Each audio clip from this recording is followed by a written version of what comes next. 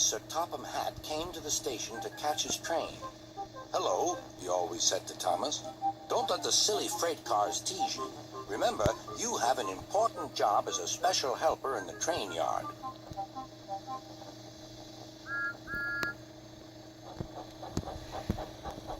There were lots of freight cars, and Thomas worked very hard pushing and pulling them into place. There was also a small coach and two strange things his driver called cranes.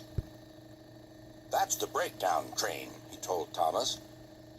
"The cranes are for lifting heavy things like engines and coaches and freight cars."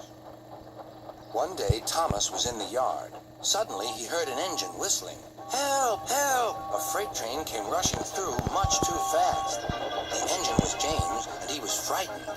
His brake blocks were on fire. "They're pushing me! They're pushing me!" he panted. "On! On!" laughed the freight cars, still whistling, "Help! Help!" Poor James disappeared. "I'd like to teach those freight cars a lesson," said Thomas the tank engine. Soon came the alarm. "James is off the line! The breakdown train! Quickly!" Thomas was coupled on, and off they went.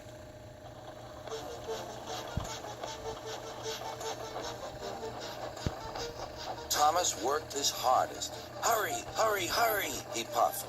He wasn't pretending to be like Gordon. He really meant it. "Bother those freight cars and their tricks. I hope poor James isn't hurt."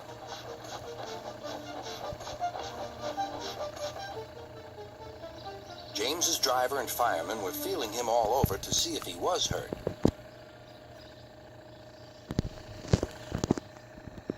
"Never mind, James," they said. "It was those silly freight cars and your old wooden brakes that caused the accident." Thomas pushed the breakdown train alongside. Then he pulled away the unhurt freight cars. "Oh dear! Oh dear!" they groaned. "Serves you right! Serves you right!" puffed Thomas. He was hard at work, puffing backwards and forwards all afternoon. "This'll teach you a lesson, this'll teach you a lesson," he told the freight cars. And they answered, "Yes, it will, yes, it will." They left the broken cars. Then, with two cranes, they put James back on the rails.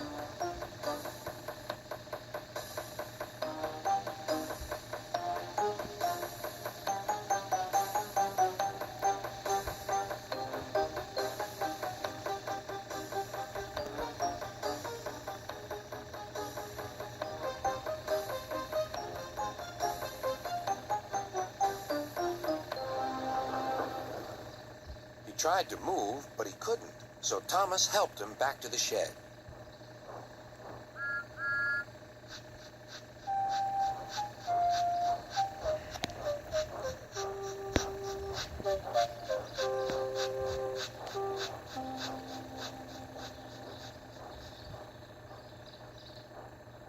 Sir Topham Hatt was waiting anxiously for them.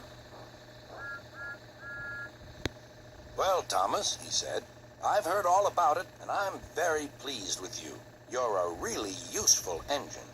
James shall have some proper brakes and a new coat of paint, and you shall have a branch line all to yourself." "Oh, thank you, sir," said Thomas. Now Thomas is as happy as can be. He has a branch line and two coaches called Annie and Clarabelle. He puffs proudly backwards and forwards with them all day.